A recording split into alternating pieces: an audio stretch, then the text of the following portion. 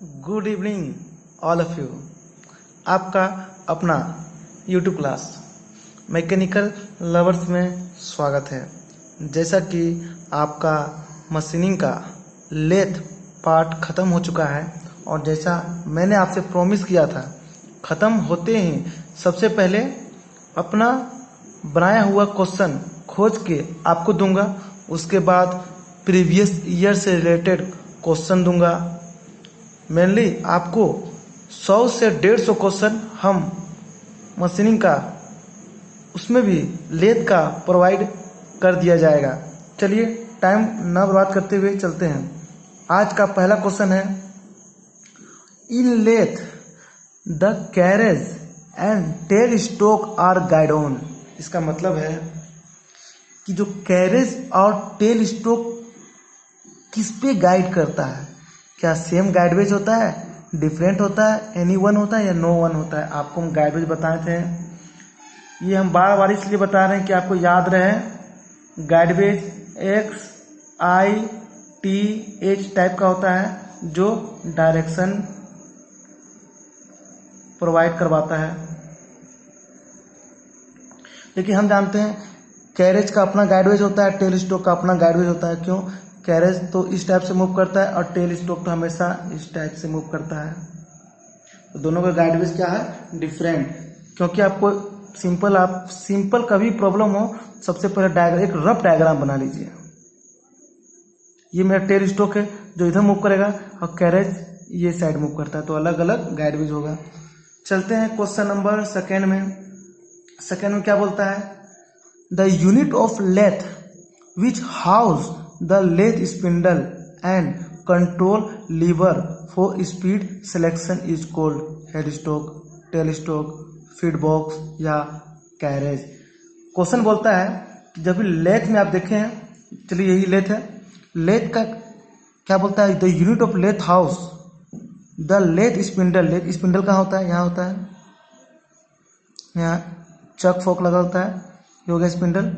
And control liver, इसके अंदर हम जानते हैं क्या होता है, लीवर का अरेंजमेंट होता है। तो ऑब्वियसली आंसर क्या हो जाएगा, हेड स्टोक। तो पूरा पार्ट को हम क्या बोलते हैं, हेड स्टोक ही बोलते हैं। समझ गए? चलिए चलते हैं क्वेश्चन नंबर थर्ड में।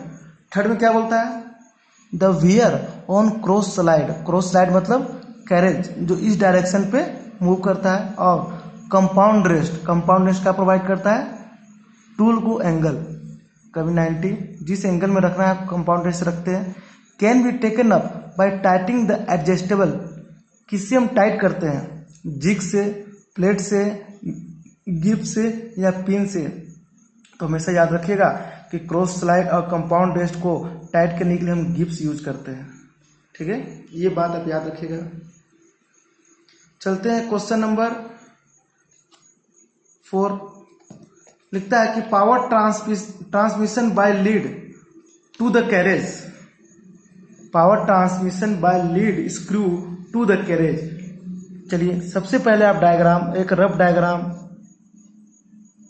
Head stock, tail stock, carriage, apron, यहाँ पे एक था लीड स्क्रू, यहाँ फीड रोड। क्या बोलता है, तो power transmission by lead screw. ठीक है, तो लीड स्क्रू, ये था lead screw to the carriage. किसके द्वारा होता है, हम जानते हैं ये रोटेट करता है, तो रोटेशन को ट्रांसलेशन मोमेंट प्रोवाइड करवाता है। तो इसमें क्या होगा आंसर, हाफ नट। तो लीड स्क्रू में क्या लगा होता है, एक हाफ नट लगा होता है। तो एक बात आप सिंपल याद रखिए, जब भी आपको देखिएगा thread cutting, lead screw, half nut, ठीक है, तीनों का रिलेशन, हाफ नट पूछेगा तो ऑप्शन में ये होती है, ये लगा दीजिए। लीड स्क्रू पूछेगा तो ऑप्शन में ये लगा दीजिए। और तीनों एक दूसरे रिलेटेड है। थ्रेड कटिंग होता है लीड स्क्रू के द्वारा, ठीक है, और उसमें क्या कनेक्ट होता है, हाफ नट कनेक्ट होता है। ठीक है, चलते हैं क्वेश्चन नंबर 4 में। ये मेनली 5 है, 4 लिखा गया। चलिए, the workpiece motion and tool motion respectively in vertical boring machine are. तो आपसे पूछता है, मान लीजिए बोरिंग मशीन है, तो वर्कपीस का क्या मोशन होता है और टूल का मोशन कैसा होता है। तो आप जानते हैं वर्कपीस का मोशन रोटेटरी होता है और टूल का मोशन क्या होता है, ट्रांसलेटरी होता है। पता है आपको? ठीक है, एक बात हम जहाँ सबका ऑप्शन लिखते नहीं गए हैं, क्योंकि इसमें टाइम ज़्यादा खत्म होता। आपको जब प्रीवियस ईयर क्वेश्चन देंगे तो इसमें सारा ऑप्शन होगा, तो आपको कन्फ्यूजन नहीं होगा। मेनली इसमें आप समझ लीजिए हर क्वेश्चन का क्या मतलब है। बाकी जब प्रीवियस ईयर लगाएंगे तो आप क्वेश्चन खुद से लगाइएगा, ठीक है। चलते हैं क्वेश्चन नंबर 5 में।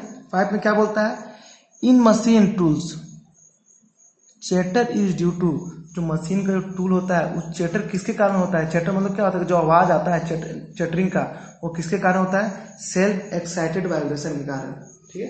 अगर जैसे मान लीजिए कि आप पहले से उसको अच्छा से फिट नहीं किए हैं तो उसमें क्या होता है, टूल में वाइब्रेशन स्टार्ट होता है, वो सेल्फ एक्साइटेड वाइब्रेशन होता है।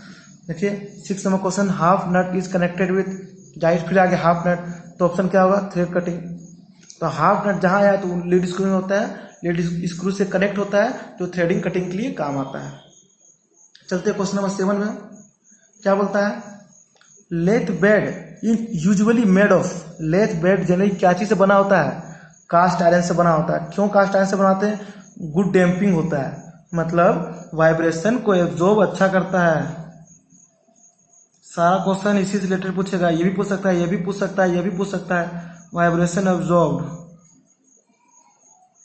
और किस प्रोसेस से बनता है ये भी याद रखिएगा, ये बनता है कास्टिंग से।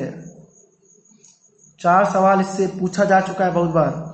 लेथ स्पिंडल हैज गॉट, तो लेथ का जो स्पिंडल होता है उसमें कैसा थ्रेड होता है, एक्सटर्नल थ्रेड होता है। ये बात आप याद रखिएगा, कैसा थ्रेड होता है, एक्सटर्नल थ्रेड होता है। चलते क्वेश्चन नंबर 9 में,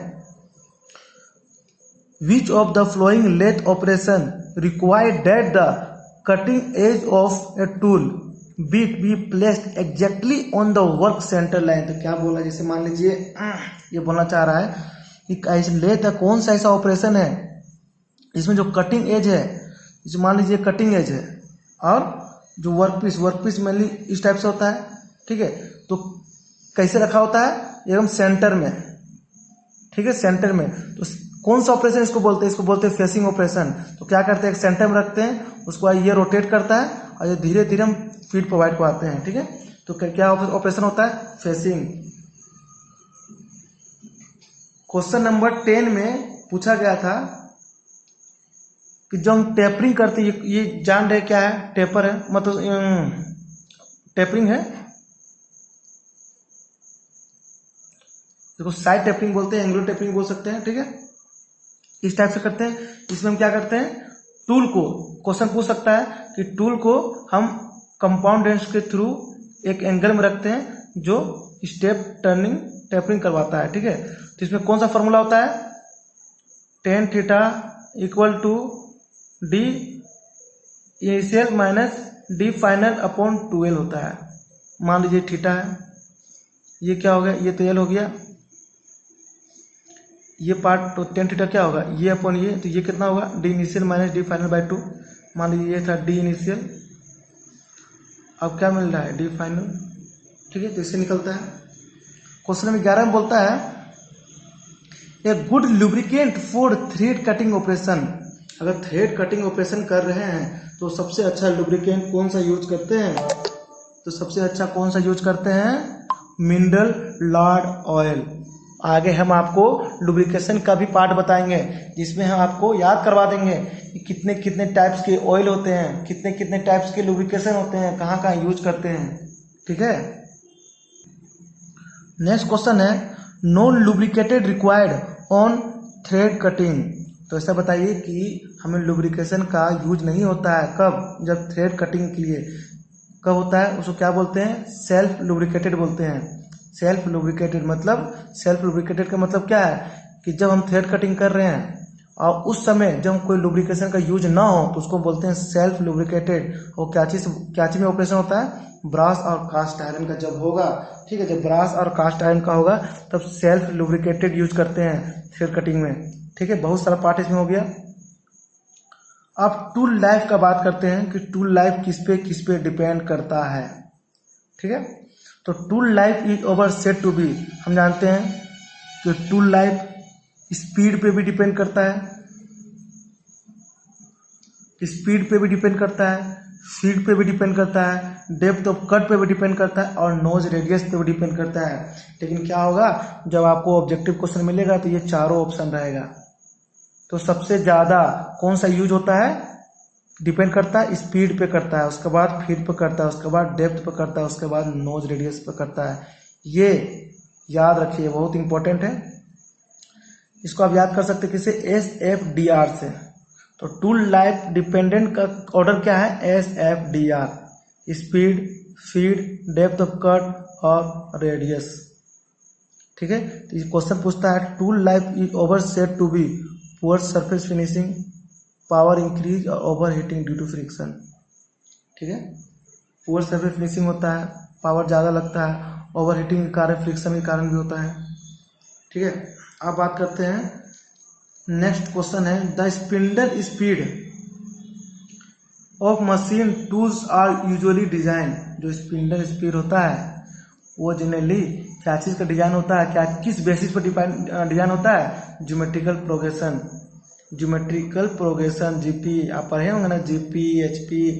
ठीक है, कैसे देख लीजिए, आपको हम बताए होंगे कि एन मैक्स निकालने क्या फॉर्मूला होता है, N minimum r to the power n-1, N max upon N min equal to r to the power n-1, N max upon N min 1 upon n-1 equal to r। किसका formula होता है, ये GP का, geometrical progression का। ठीक है, अब बात करते हैं best machine for mass production. अगर मास प्रोडक्शन करना है, हमें बहुत ज़्यादा प्रोडक्शन करना है, तो उसके लिए कौन सा मशीन अच्छा होता है, तो याद रखिएगा multi spindle automatic lathe. Important question पूछा जा चुका है, मल्टी स्पिंडल ऑटोमेटिक लेथ। देखिए सारा क्वेश्चन बहुत इंपॉर्टेंट है, हम इसमें प्रीवियस ईयर के बहुत सारे क्वेश्चन हम खोज के आपके लिए लाए हैं। ठीक है, मेनली हम 4 ऑप्शन आपको नहीं दिए कि हमको आसानी में समझाने में आसानी हो, फिर आपको जब हम प्रीवियस ईयर क्वेश्चन देंगे तो आप खुद से लगाइएगा। ठीक है, चलिए एक क्वेश्चन है कि मान लीजिए कि स्पिंडल का स्पीड कर दिया हुआ है कि 160 था, 229 था, 328 था, 496 हुआ, डैश डैश। तो आगे एक्स कितना होगा ये निकालिए। तो ये निकालने का तरीका तो आप किस तरह निकाल सकते हैं, तो ये आपका तो निकालिए कि स्पिंडल स्पीड कैसे निकलेगा, ये एक्स कैसे निकलेगा। तो हम जानते हैं कि स्पिंडल स्पीड किस पे बेस्ड होता है, जीपी पे बेस्ड होता है। जीपी मतलब ज्योमेट्रिकल प्रोग्रेशन पे बेस्ड होता है। और जीपी का आप जानते हैं कि 2 कंजुगेटिव का रेशियो क्या होता है, इक्वल होता है। ठीक है, देखिए तो हम क्या कर सकते हैं, इसका अपॉन इसका रेशियो इक्वल होगा इसका अपॉन इसका रेशियो। तो हम लिख दिए x upon 496 equal to 328 upon 229। क्यों, तो ज्योमेट्रिकल हम जानते हैं कि 2 कंजुगेटिव रेशियो क्या होता है, इक्वल होता है। तो यहाँ से x निकल जाएगा 328 इंटू 496 अपॉन 229 निकाल लीजिएगा। चलिए लास्ट क्वेश्चन है, आपसे पूछता है कि for machining casting on lathe it should be held in. बोलता है कि जब ये मान लीजिए कास्टिंग का हम मशीनिंग करना चाह रहे हैं, मान लीजिए ऐसा है जो कास्टिंग से बना हो उसका हम मशीनिंग करना चाह रहे हैं किसी लेथ पे। ठीक है, तो आपको पता होगा कि कास्टिंग में क्या होता है, एक नॉन यूनिफॉर्म का फॉर्मेशन होता है। अगर कास्टिंग जब भी करते हैं तो यूनिफॉर्म तो होता नहीं है, नॉन यूनिफॉर्म होता है। और नॉन यूनिफॉर्म होगा तो हम कौन सा जो यूज करते हैं, 4 जो चक यूज करते हैं। नॉन यूनिफॉर्म जहां आएगा तो 4 जो चक का यूज करते हैं। क्यों कि 4 जो चक क्या होते हैं, इंडिपेंडेंट होते हैं। इंडिपेंडेंट होते हैं मतलब सबको चारों डायरेक्शन से हमको मूवमेंट देना होगा। चलते हैं लास्ट क्वेश्चन पे, बोलता है in automatic machine where large number of component are machine from a bar it is held in. बोलता है कि कोई ऑटोमेटिक मशीन है जहाँ लार्ज नंबर ऑफ कंपोनेंट का हमको मशीन करना है। ठीक है, क्या यूज करते हैं, कोलेट चक। जब आपको हम पढ़ा रहे हैं कोलेट चक को, तो आपको बताएंगे कि जब भी कोलेट चक में लार्ज नंबर ऑफ कंपोनेंट को मशीन करना होगा, किसको,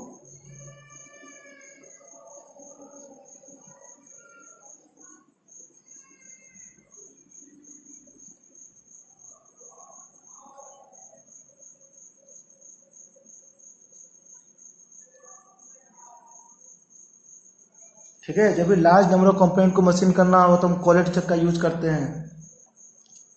most machinable metal is one in which. Most machinable metal कौन सा है, मशीनेबल मतलब जिससे ज़्यादा मशीन किया जाता है, जो परमिट करवाता है मैक्सिमम मेटल रिमूव पर टूल ग्रिड।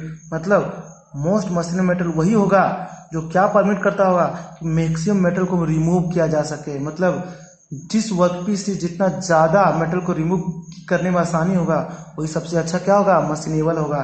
जैसे अल्युमिनियम क्या होता है, बहुत स्मूथ होता है, तो इजीली से रिमूव कर सकते हैं। ठीक है। The best all round coolant for carbide tool. Carbide tool क्या बहुत ज़्यादा स्ट्रॉन्ग होता है क्योंकि इसमें कार्बन का प्योरिटी होता है। ठीक है। तो उसमें कौन सा यूज करेंगे, सोल्यूबल इन प्लांट। ठीक है। तो कौन सा हम मिनरल यूज करते हैं, सोल्यूबल इन प्लांट। आपका ऑब्जेक्टिव अब खत्म होता है।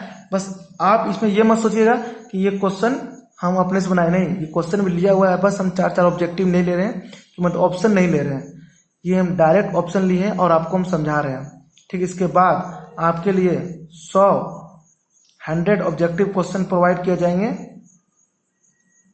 जो प्रीवियस ईयर के होंगे। किसके होंगे, प्रीवियस ईयर के होंगे।